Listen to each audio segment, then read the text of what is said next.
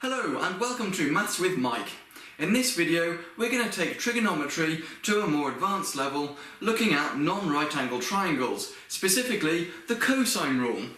This is going to require a few different things. It's going to require a lot of jigging about, but we'll eventually get to the cosine rule, which looks complicated but has got some great applications. So first of all, we need a non-right angle triangle. And when we draw a non-right angle triangle, we need to remember that we label the angles with capital letters A, B and C, and the sides opposite them get labelled with lowercase letters, little a, little b because it's opposite capital B, and little c. And that's how we label them. We also need to remember our basic trigonometric ratios, that the sine of an angle is opposite over hypotenuse, that the cosine or cos of an angle is the adjacent over hypotenuse, and that tan of an angle is the opposite over adjacent. Because it's the cosine rule, it's only really the cos one that we need to worry about. So let's get to it. Now I'm going to change this a little bit. I'm going to divide this down the middle into two right angle triangles. There we are. And because that's essentially the vertical height, I'm going to label that with an H, okay? And that's triangle 1, that's triangle 2. We're going to look at them individually before we then combine it to end up with the cosine rule. So from triangle 1, I'm going to redraw it. Okay, we've got a little b there, we've got a capital A, we've got a red letter H, which I'm going to put as red still, so it's different to the H down here. It's just the vertical height. We've got a right angle. Now we also need to put something else on. A is that angle there. We need to put something else on because C is this whole length across here. And we need to divide that up because that's part of it and that's another part of it. So I'm going to label this part from the capital A angle to where the red line comes down. I'm going to label that X. In other words, the base of this triangle here is X. And if we think about it, if the whole length from A to B is C, and that part is X, then this part must be C, take away that part, the whole lot take away that part C, take away X, giving us C minus X. That's important to remember. We'll look at that in triangle 2. For this one, we're going to do two things to it. First of all, we need to use the cosine formula. So therefore, cos of A, of this angle, is equal to the adjacent side. Well, there's the angle, there's the right angle, adjacent to it, that's hypotenuse, remember? Adjacent to it is this side here, which is X, and the hypotenuse of this triangle is opposite the right angle, which is little b. So that's the first thing to remember. Secondly, we're going to use Pythagoras Theorem on this. Now, Pythagoras Theorem says that in any right angle triangle, we've got a squared plus b squared equals c squared. If I just do a thing down here for it, right angle triangle, a squared plus b squared equals c squared, where c is always the hypotenuse. Here's the hypotenuse, c, a and b are the other two sides, and it doesn't matter which way around they go, a and b. So that's Pythagoras' theorem. Okay, we're going to use that. So therefore, in this triangle, using Pythagoras, we're going to end up with a and b being these two sides. I'll keep that there, a, b and c, in green because it's Pythagoras, not confusing this c with this c. Try and keep track of it all. So we end up with, and I'll keep this in green, a squared plus b squared equals c squared. Try and keep your writing neat. And then let's substitute the values in. A is x, so I've got an x squared, plus b is h, so I've got an h squared, equals c, which is little b squared. Okay, these are the substituted values. That b is not the same as that b. Remember that. Okay, so I've now got an x squared, an h squared, and a b squared. That's all well and good. Let's move on to triangle 2. These are the two things to remember from triangle 1. For triangle 2, we're going to draw the triangle again. There we are, right angle. We've got a capital B on this side. We've got a little a on that side. This is c minus x, remember? and we've got the vertical height h. Okay. On this triangle we're also going to do Pythagoras' theorem, remembering that C is the hypotenuse, A and B don't matter. Okay?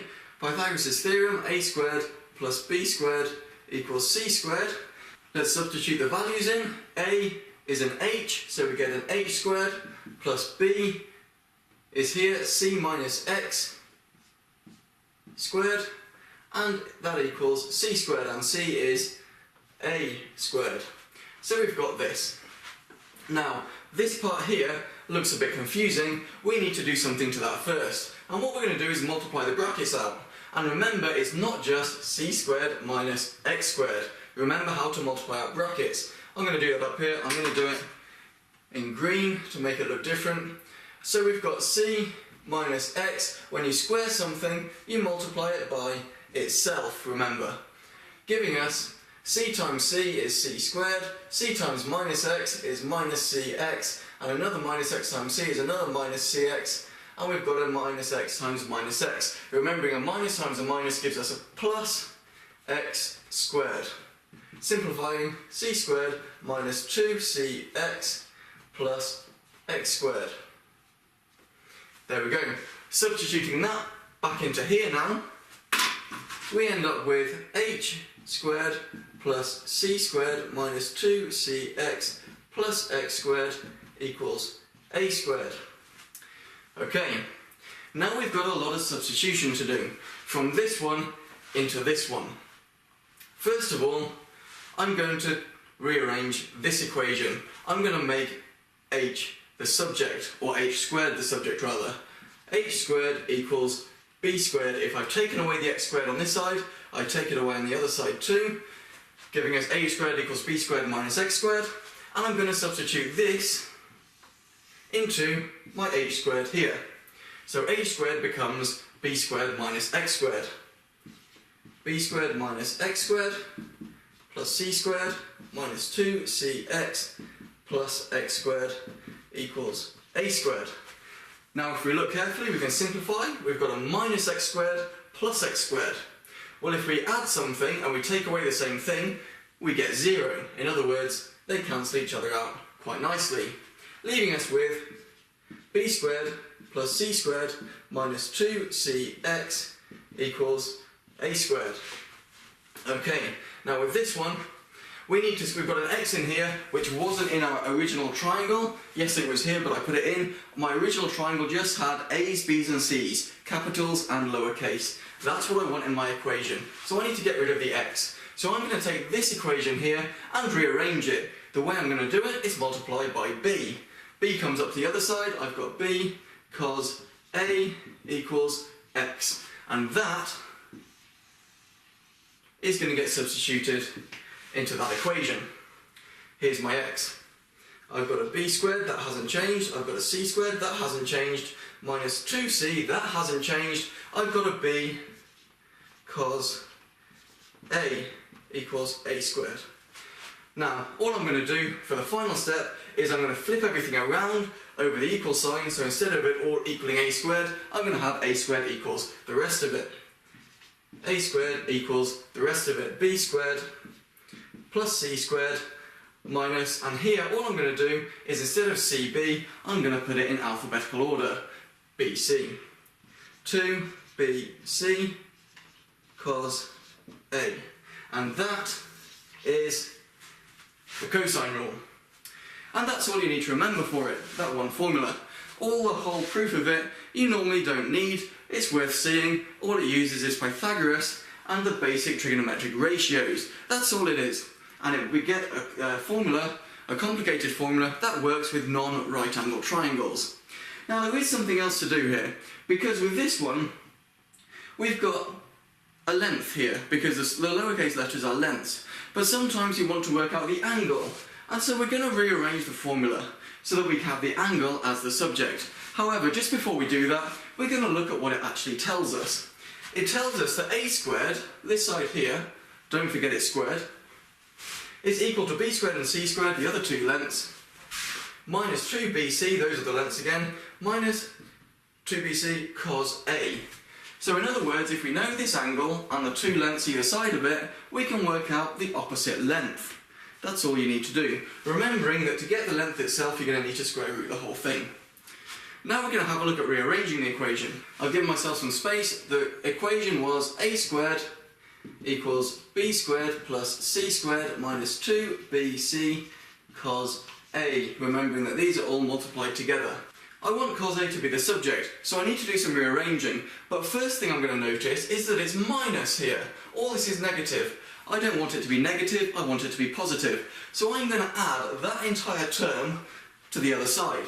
So I end up with 2bc cos a plus a squared, because that's still there, equals b squared plus c squared. Now I don't want the a squared, so I'm going to take that away. 2bc cos a equals b squared plus c squared minus a squared. So to get cos a on its own, I need to divide by 2bc. Why divide? Because it's 2bc times by cos a. So I'm left with cos a equals b squared plus c squared minus a squared. And remember, when you divide by the 2bc, you can't just do one part divided by 2bc, it's the whole lot, all combined, divided by 2bc. And you have to do that because there's pluses and minuses over here.